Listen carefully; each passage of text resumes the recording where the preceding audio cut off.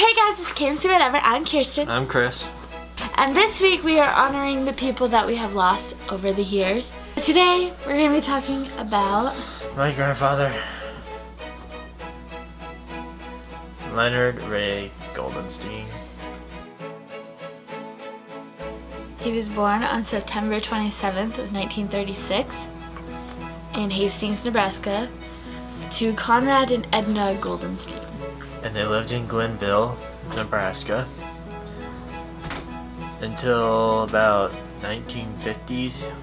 They moved to Hastings, where my grandfather attended high school at Hastings High. He also graduated from there. And then later on in his life, he married a wonderful woman named Elaine Goldenstein. On July 3rd, 1966 at Grace United Methodist Church in Hastings. Shortly after that, they moved to a small little acreage outside of Juniata, Nebraska, where they had 2 children, a son and a daughter. He was employed at Dick Lorry Construction. Lowy? I don't know. I'll insert the words because I'm not sure how you pronounce it. And Rosh Commercial Builders. He was basically a construction worker for a bunch of different companies. Yeah. He had 6 grandchildren and 1 great-grandchild on the way. So months leading up to his death, we got married.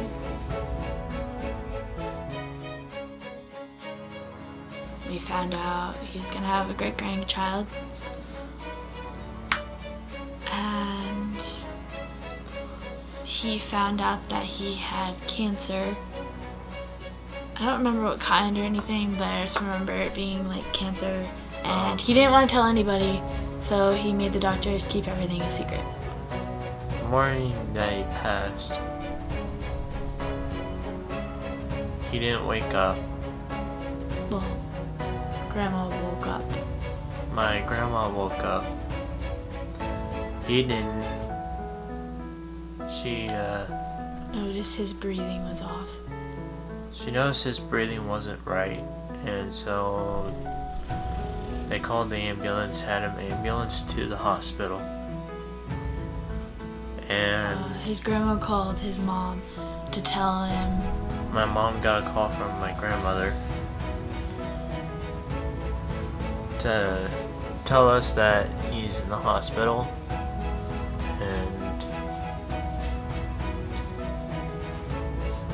and my mom just said, go ahead and go as your day is. And We were in college at this time. It was beginning to be college. yeah, So she was just like, go to your classes. go as normal. Go as normal.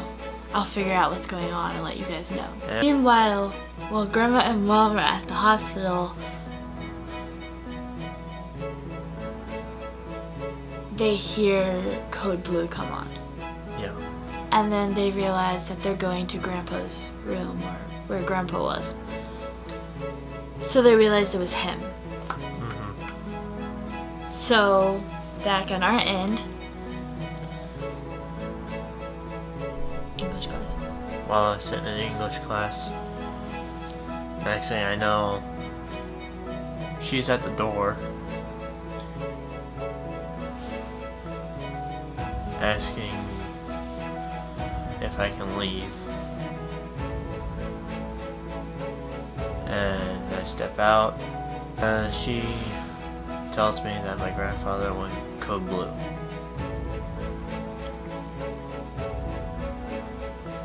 And keep in mind, we still don't know what is going on. Yeah. All we're hearing So- is we're getting phone calls from his mom explaining that, he's not doing well, he's in Code Blue, and we have no idea what's going on. And of course, we're all frantic and don't know what the heck we're doing. And by the time we reached the hospital, he was already gone, so. Yeah. Obviously, a lot of people were crying and stuff like that. We did get to say our goodbyes. They put him in a room with all of us and his family came because his family lives in Lincoln, which is like 2 hours away.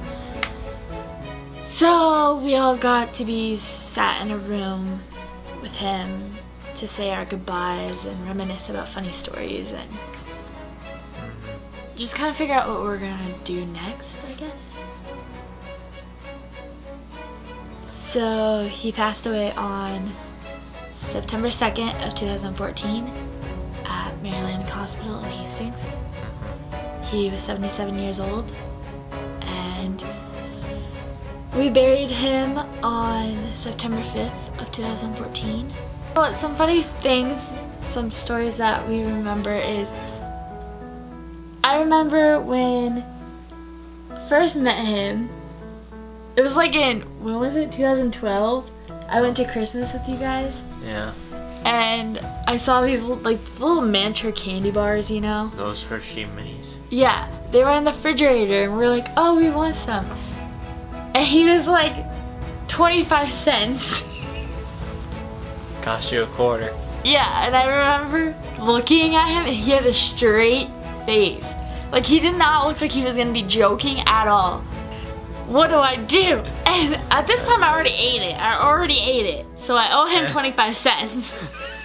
Everybody else was just laughing their heads off. Yeah, and everyone else was laughing and I'm like looking like an idiot, like, what are you laughing? I thought he was being super, super serious. Well, turns out it was just a big old joke, and this time I didn't get his sense of humor, obviously.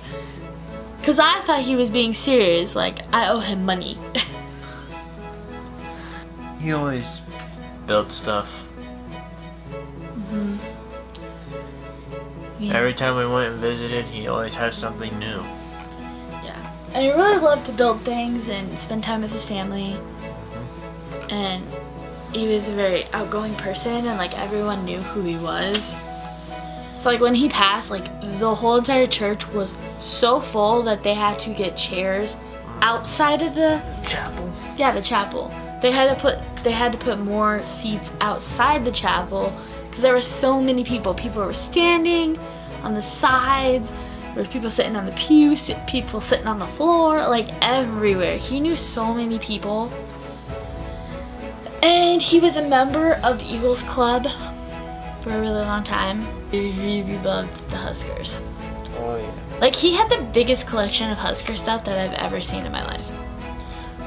All the way back to Osborne. Yeah, like so many stuff. And he was a really good person and loving and caring, and I mean, he was a great guy. Today's video is going to be about my grandmother, Elaine Goldenstein, but her. She was born on February 24th, 1946, in Hastings, Nebraska, to Howard and Twyla Weavers. She lived on a farm near. She lived on a farm near Doniphan, Nebraska, and she attended Doniphan High School, where she graduated high school. She met Leonard Goldenstein from a rural youth club that they both were members of, and she worked as in retail, manufacturing, customer service, and management the months leading up to her death. Well, so about the beginning of December, yeah, she had gotten sick with like the cold or flu. Something like that. It was something like that. And then she wasn't, and we invited her to my birthday party, but she wasn't feeling good. She wasn't feeling the best, so we just told her that we'll come and visit her. And yeah, we'll be fine about it. And then she wasn't getting better, and then she went, we had Christmas together. Yeah, that Christmas. That was the last Christmas together. Yeah. A few days after that, she had to go to the emergency room, and his mom took her there. Mm-hmm. And then they they like sent her home because she was fine or they got her antibiotics or something. Yeah, they gave her To help her. antibiotics and sent her home. And then a couple days later, she had to go back again. His mom took her back again, and then they admitted her.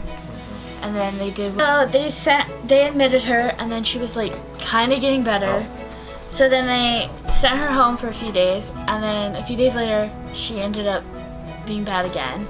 Yep. And then they sent her, and then she went back and got admitted again. And then this time it was kind of like an up and down thing. Some days she was good, some days she was worse. Pretty It much was like an up and down. they would treat. We kind of knew it was possible. So her last few days of like living, she was pretty much so medicated that she slept the whole entire time. She slept and So until she died. the night that she passed away, we went and saw her and visited her in the hospital and stuff, and then we decided to go home to go to bed. It was really late. We went and said our goodbyes. Yeah, like normal. It was really late. But that night on our way home, we heard a song that kind of just like let us know that this is tonight. It's time. gonna happen.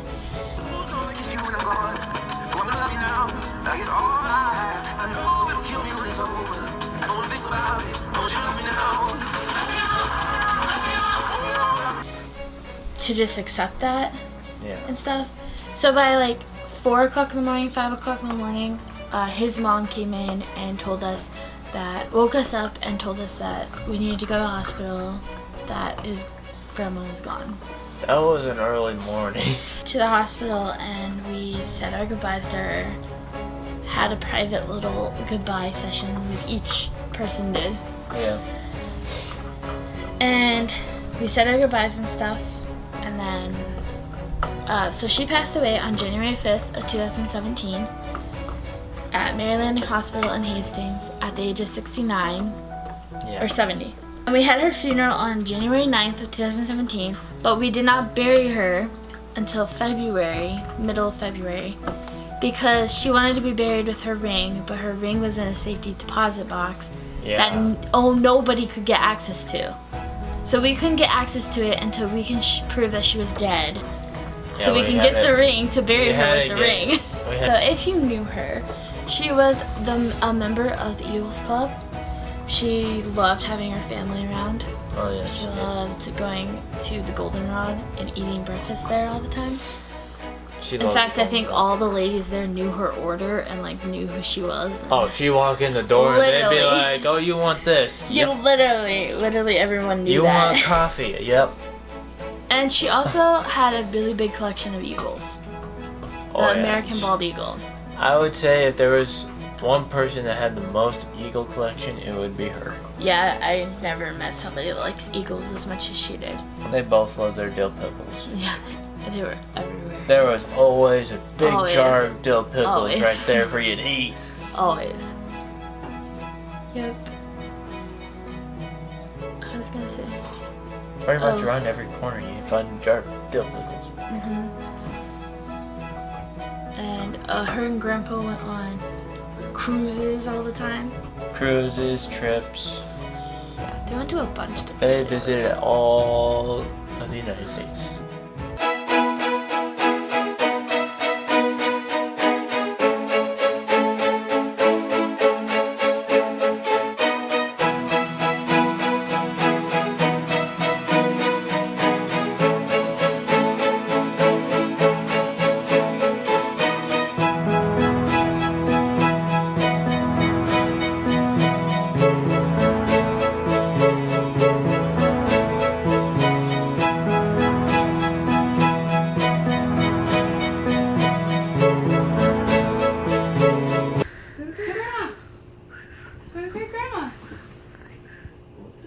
Come on, come on, come on.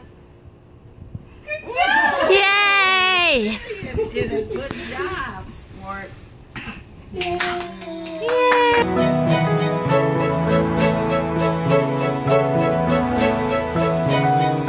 So if you like this video, give it a thumbs up. Comment down below if we're not doing this again. Comment down below. If you've lost your grandparents, And subscribe if you haven't already, Make sure you hit that little gray notification bell. to be notified when we post every single Friday, or in this case, every single day this week. So we will see you in the next video. Bye! Bye.